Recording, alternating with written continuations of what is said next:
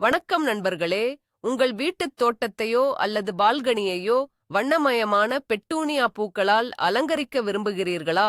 ஆனால் ஒவ்வொரு முறையும் நர்சரியிலிருந்து நாற்றுகளை வாங்குவதில் சோர்வாக இருக்கிறீர்களா? கவலை வேண்டாம். கடையில் வாங்கும் நாற்றுகளை இனிமேல் மறந்துவிடுங்கள். ஜனவரி மாதத்திலிருந்தே உங்கள் சொந்த வீட்டிலேயே மிகச் சிறிய விதைகளிலிருந்து படத்திலுள்ளது போன்ற அழகான ஆரோக்கியமான பெட்டூனியா செடிகளை எப்படி வளர்ப்பது என்ற முழுமையான ரகசியத்தை இந்த வீடியோவில் நான் உங்களுக்கு காட்டப் போகிறேன். இது நீங்கள் நினைப்பதை விட மிகவும் எளிமையானது மற்றும் சுவாரஸ்யமானது. இந்த வீடியோவின் முடிவில் நீங்களும் ஒரு பெட்டூனியா வளர்ப்பு நிபுணராக மாறுவீர்கள் என்பது உறுதி.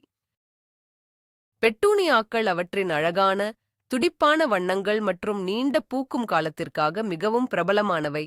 ஆனால் கடையில் வாங்கும் நாற்றுகளில் பல சிக்கல்கள் உள்ளன. அவை பெரும்பாலும் பலவீனமான வேர்களுடன், நோய் தொற்று அபாயத்துடன் இருக்கலாம். மேலும் நமக்கு பிடித்தமான அல்லது அரிதான வண்ண வகைகள் கிடைப்பது கடினம். அதோடு அதிக எண்ணிக்கையில் வாங்கும்போது செலவும் அதிகமாகும். ஆனால் நாமே விதைகளிலிருந்து வளர்க்கும்போது செடிகளின் ஆரோக்கியத்தை ஆரம்பத்திலிருந்தே நமது கட்டுப்பாட்டில் வைத்திருக்க முடியும். நமக்கு விருப்பமான நூற்றுக்கணக்கான வகைகளிலிருந்து விதைகளைத் தேர்ந்தெடுக்கலாம். ஒரு சிறிய விதை பாக்கெட்டிலிருந்து டஜன் கணக்கான செடிகளை உருவாக்க முடியும். இந்த செயல்முறை ஒரு சிறிய விதையிலிருந்து ஒரு முழுமையான பூச்செடி உருவாவதைப் பார்ப்பது தோட்டக்கலையின் மிக அற்புதமான அனுபவங்களில் ஒன்றாகும். சரி, முதல் கேள்வி, ஏன் ஜனவரி மாதத்தில் தொடங்க வேண்டும்? இது மிகவும் முக்கியமான கேள்வி. பெட்டூனியா செடிகள் வளர்ந்து பூ பூக்கும் நிலையை அடைய கணிசமான நேரம் எடுக்கும். பொதுவாக விதை முளைப்பதிலிருந்து முதல் பூ பூப்பது வரை சுமார் 10 முதல் 12 வாரங்கள் ஆகும்.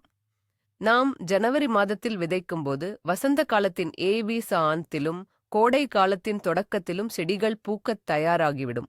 இது நமக்கு ஒரு நீண்ட பூக்கும் காலத்தை வழங்குகிறது.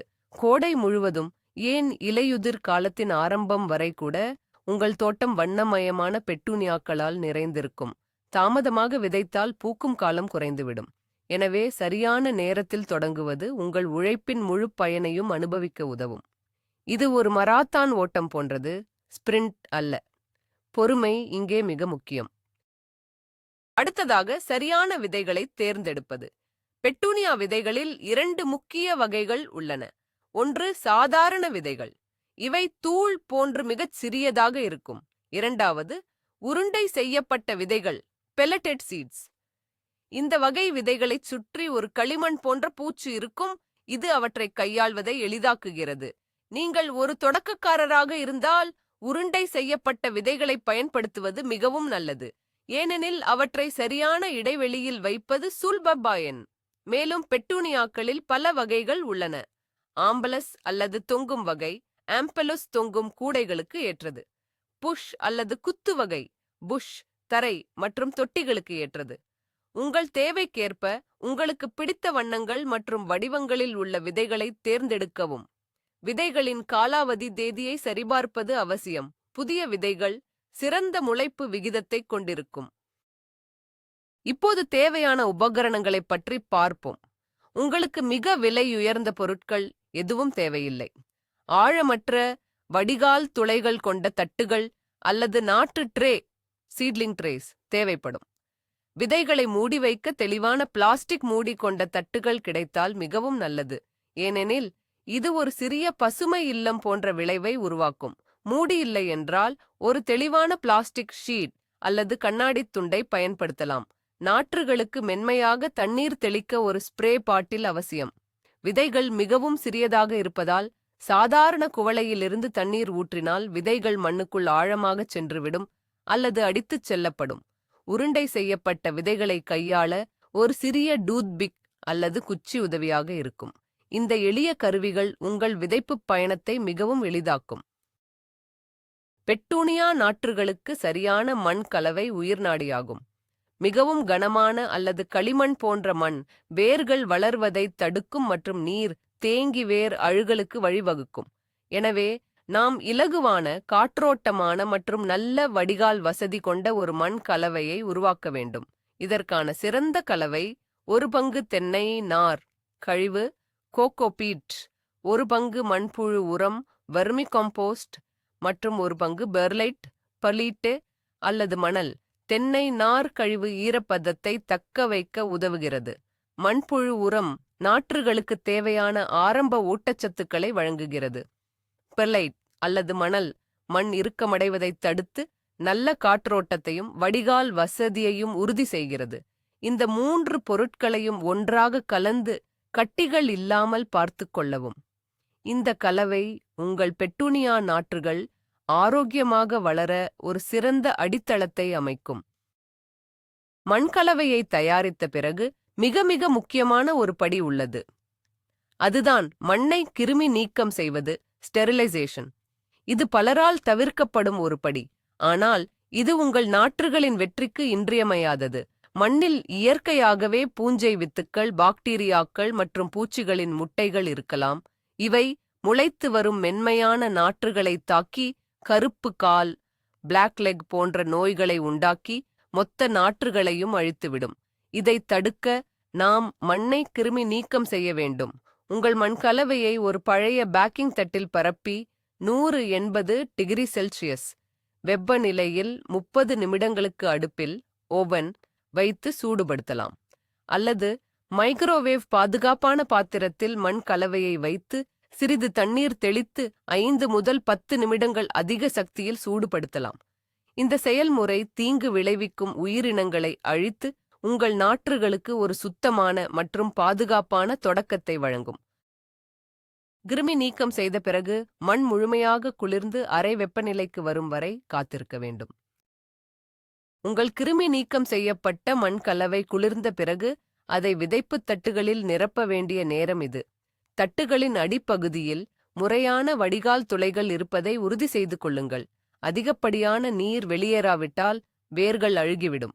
தட்டுகளில் மண் கலவையை நிரப்பி மெதுவாக உங்கள் விரல்களால் அல்லது ஒரு சிறிய மரக்கட்டையால் சமன் செய்யவும். மண்ணை மிகவும் இறுக்கமாக அழுத்த வேண்டாம், அது காற்றோட்டத்தை குறைத்துவிடும். அதே சமயம் மிகவும் தளர்வாகவும் இருக்க வேண்டாம்.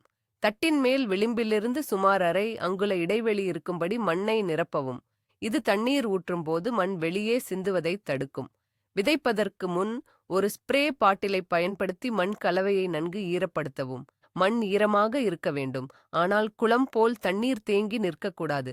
இப்போது உங்கள் தட்டுகள் விதைப்பதற்கு தயாராக உள்ளன. நீங்கள் உருண்டை செய்யப்பட்ட விதைகளை பெல்லட்டட் சீட்ஸ் பயன்படுத்துகிறீர்கள் என்றால் விதைப்பது மிகவும் எளிது. ஒரு சிறிய பாத்திரத்தில் சிறிது தண்ணீர் எடுத்துக் கொள்ளுங்கள். ஒரு டூத்பிக்கின் முனையை தண்ணீரில் நனைத்து பின்னர் ஒரு விதையை மெதுவாகத் தொடவும். விதை டூத்பிக்கில் ஒட்டிக்கொள்ளும். இப்போது விதையை ஈரமான மண்ணின் மேற்பரப்பில் கவனமாக வைக்கவும். விதைகளை ஒன்றுக்கொன்று சுமார் 1 முதல் 2 அங்குல இடைவெளியில் வைக்கவும். இது நாற்றுகள் வளரும்போது அவற்றுக்கு போதுமான இடத்தையும் காற்றோட்டத்தையும் வழங்கும். விதைகளை வைத்த பிறகு அவற்றை மண்ணால் மூட வேண்டாம். பெட்டூனியா விதைகள் முளைக்க ஒளி தேவை. விதைகளை வைத்த பிறகு ஸ்ப்ரே பாட்டிலால் மீண்டும் ஒரு முறை மெதுவாக தண்ணீர் தெளிக்கவும். இது விதையைச் சுற்றியுள்ள பூச்சு கரையவும் விதை மண்ணுடன் நல்ல தொடர்பை ஏற்படுத்தவும் உதவும். நீங்கள் சாதாரண தூள் போன்ற விதைகளை பயன்படுத்துகிறீர்கள் என்றால் அவற்றை சமமாக தூவுவது ஒரு சிறிய சவாலாக இருக்கும், ஏனெனில் அவை மிகவும் சிறியவை.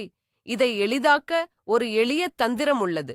ஒரு தேக்கரண்டி விதைகளுடன் 3 அல்லது 4 தேக்கரண்டி உலர்ந்த நுண்ணிய மணலை கலந்து கொள்ளுங்கள். இந்த கலவையை ஒரு காகிதத்தை மடித்து அதன் மூலம் தட்டின் மேற்பரப்பில் சமமாக தூவவும். மணல், விதைகள் ஒரே இடத்தில் கொத்தாக விழுவதைத் தடுத்து பரவலாக விழ உதவும். இந்த முறையிலும் விதைகளை மண்ணால் மூடக்கூடாது. தூவிய பிறகு ஸ்ப்ரே பாட்டிலை பயன்படுத்தி மிகவும் கவனமாக தண்ணீர் தெளிக்கவும். நீரின் வேகம் விதைகளை இடமாற்றம் செய்துவிடக்கூடும் என்பதால் மிக மென்மையாக தெளிப்பது அவசியம். இந்த நுட்பம் சிறிய விதைகளை கையாள்வதை மிகவும் எளிதாக்குகிறது மற்றும் நாற்றுகள் சமமாக வளர உதவுகிறது. விதைகளை விதைத்த பிறகு நாம் ஒரு சிறிய பசுமை இல்லம், மினி கிரீன் ஹவுஸ் போன்ற சூழலை உருவாக்க வேண்டும். இது ஈரப்பதத்தை சீராக வைத்திருக்கவும் விதைகள் முளைப்பதற்கு தேவையான வெப்பத்தை வழங்கவும் உதவும். உங்கள் விதைப்புத் தட்டுக்கு தெளிவான பிளாஸ்டிக் மூடி இருந்தால் அதை மூடவும். மூடியில் சிறிய காற்றோட்டத் துளைகள் இருப்பது நல்லது. மூடி இல்லை என்றால் நீங்கள் ஒரு தெளிவான பிளாஸ்டிக் ஷீட் அல்லது உணவு பொட்டல படலத்தை கிளிங் ஃபில்ம் தட்டின் மேல் மூடலாம். ஒரு ரப்பர் பேண்ட் மூலம் அதை இறுக்கமாக பொருத்தவும். இது உள்ளே ஈரப்பதம் நீடித்து இருக்க உதவும். தினமும் ஒரு முறை மூடியை திறந்து அதிகப்படியான நீர்த்துளிகளை துடைத்துவிட்டு சிறிது நேரம் காற்றோட்டமாக வைப்பது நல்லது. இது பூஞ்சை வளர்ச்சியை தடுக்கும். இந்த ஈரப்பதமான சூடான சூழல் பெட்டூனியா விதைகள் விரைவாக முளைக்கத் தூண்டும்.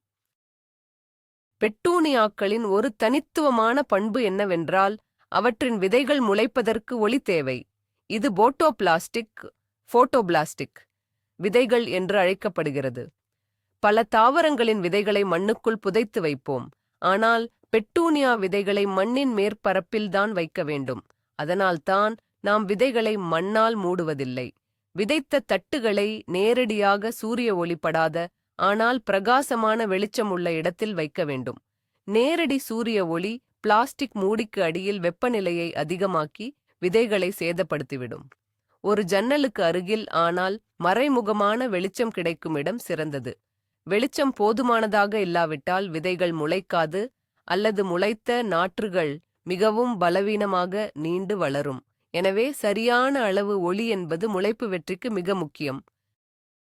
சாதாரண ஜன்னல் ஓரத்தில் கிடைக்கும் வெளிச்சம் குறிப்பாக குளிர்காலத்தில் போதுமானதாக இருக்காது. எனவே செயற்கை விளக்குகளை க்ரோ லைட்ஸ் பயன்படுத்துவது சிறந்த முடிவுகளைத் தரும். உங்களுக்கு விலையுயர்ந்த க்ரோ லைட்கள் தேவையில்லை. சாதாரணமான குளிர் வெள்ளை, ஸ்கூல் ஒயிட் நிற ஒளியைத் தரும் ஃப்ளோரசன்ட் அல்லது எல்இடி விளக்குகளை பயன்படுத்தலாம். விளக்குகளை விதைப்புத் தட்டுகளுக்கு மேல் சுமார் 4 முதல் 6 அங்குல உயரத்தில் பொருத்தவும். ஒரு நாளைக்கு 12 முதல் 14 மணி நேரம் வரை விளக்குகளை எரியவிட வேண்டும். ஒரு டைமரை பயன்படுத்துவது இந்த செயல்முறையை எளிதாக்கும். இந்த கூடுதல் ஒளி நாற்றுகள் குட்டையாகவும் வலிமையாகவும் ஆரோக்கியமாகவும் வளர உதவும். அவை ஒளியை தேடி நீண்டு பலவீனமாக வளர்வதை தடுக்கும். இது உங்கள் நாற்றுகளின் தரத்தில் ஒரு பெரிய வித்தியாசத்தை ஏற்படுத்தும். ஒளி மற்றும் ஈரப்பதத்தைப் போலவே வெப்பநிலையும் முளைப்பதற்கு ஒரு முக்கிய காரணியாகும். பெட்டூனியா விதைகள் முளைக்க 22 முதல் 24 டிகிரி செல்சியஸ் வரையிலான நிலையான வெப்பநிலை தேவைப்படுகிறது. உங்கள் வீட்டில் இந்த வெப்பநிலை இருந்தால் நல்லது. இல்லையென்றால் தட்டுகளை குளிர்சாதன பெட்டியின் மேல் வைப்பது போன்ற சூடான இடங்களில் வைக்கலாம். அல்லது ஒரு ஹீட்டிங் மேட் வாங்கி அதன் மீது தட்டுகளை வைக்கலாம். இது மண்ணின் வெப்பநிலையை சீராக வைத்திருக்க உதவும். வெப்பநிலை மிகவும் குறைவாக இருந்தால் முளைப்பு தாமதமாகவும் அல்லது விதைகள் முளைக்காமலேயே போகலாம். வெப்பநிலை மிகவும் அதிகமாக இருந்தாலும் விதைகள் சேதமடையக்கூடும்.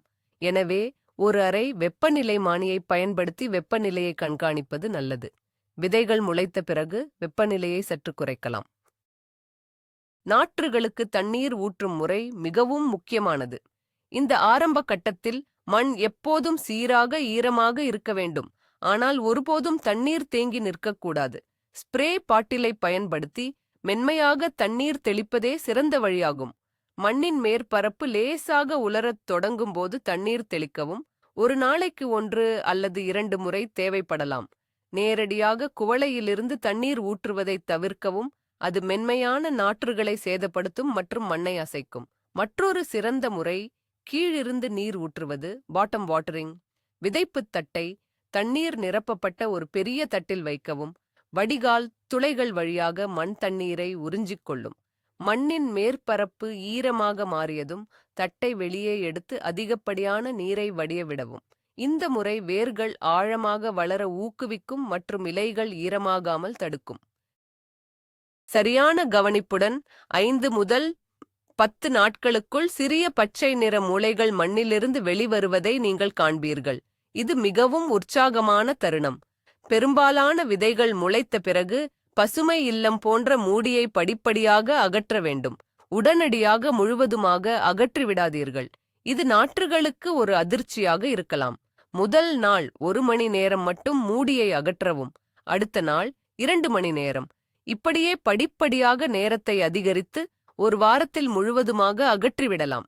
இது நாற்றுகள் குறைந்த ஈரப்பதம் உள்ள சூழலுக்கு தங்களை பழக்கப்படுத்திக் கொள்ள உதவும். இந்த காலகட்டத்தில் நல்ல காற்றோட்டம் இருப்பதை உறுதி செய்வது மிகவும் முக்கியம். இது பூஞ்சை நோய்களை தடுக்கும். இளம் நாற்றுகளின் மிகப்பெரிய எதிரி கருப்பு கால் நோய், பிளாக் லெக். இது ஒரு பூஞ்சை நோயாகும். இது நாற்றின் தண்டு மண்ணை தொடும் இடத்தில் தாக்குகிறது. தண்டு கருப்பாகி மெலிந்து இறுதியில் நாற்று சரிந்து இறந்துவிடும். இது மிக வேகமாக பரவக்கூடியது. இதை தடுக்க நல்ல காற்றோட்டம் மிக மிக அவசியம். மூடியை அகற்றிய பிறகு ஒரு சிறிய மின்விசிறியை குறைந்த வேகத்தில் நாற்றுகளுக்கு அருகில் ஓடவிடலாம். இது காற்றை சுழற்சி செய்து இலைகள் மற்றும் மண்ணின் மேற்பரப்பை உலர வைக்க உதவுகிறது. மேலும் அதிகப்படியான தண்ணீர் ஊற்றுவதை தவிர்க்கவும். 2 முறை தண்ணீர் ஊற்றுவதற்கு இடையில் மண்ணின் மேற்பரப்பு லேசாக காய அனுமதிக்கவும். நோய் தாக்கப்பட்ட நாற்று ஏதேனும் தெரிந்தால் அதை உடனடியாக அகற்றிவிட வேண்டும். இந்த முன்னெச்சரிக்கை நடவடிக்கைகள் உங்கள் நாற்றுகளை பாதுகாக்க பெரிதும் உதவும். நாற்றுகள் முளைத்த பிறகு முதலில் தோன்றுவது விதை இலைகள், கோட்டிலெடன்ஸ் ஆகும். இவை விதையிலேயே சேமிக்கப்பட்டிருக்கும் ஆற்றலிலிருந்து உருவாகின்றன. இவை உண்மையான இலைகள் அல்ல. சில நாட்களுக்குப் பிறகு இந்த விதை இலைகளுக்கு நடுவில் இருந்து ஒரு புதிய ஜோடி இலைகள் வளரும். இவைதான் முதல் உண்மையான இலைகள், ட்ரூ லீவ்ஸ். இவை தோற்றத்தில் பெட்டூனியா செடியின் இலைகளைப் போலவே இருக்கும். இது ஒரு முக்கியமான மைல்கல். இது நாற்று இப்போது ஒளிச்சேர்க்கை மூலம் தனக்குத்தானே உணவு தயாரிக்கத் தொடங்கிவிட்டது என்பதை குறிக்கிறது. இந்த கட்டத்தில் நாற்று வேர் அமைப்பை உருவாக்கத் தொடங்கி அடுத்த கட்ட வளர்ச்சிக்கு தயாராகிறது. உண்மையான இலைகள் தோன்றிய பிறகுதான் நாம் உரமிடவும் இடம் மாற்றி நடவும், பிரிக்கிங் அவுட், தொடங்குவோம். நாற்றுகளுக்கு 2 அல்லது 3 ஜோடி உண்மையான இலைகள் வளர்ந்த பிறகு அவற்றை தனித்தனி சிறிய தொட்டிகளுக்கு அல்லது கோப்பைகளுக்கு மாற்றி நடவு செய்ய வேண்டும்.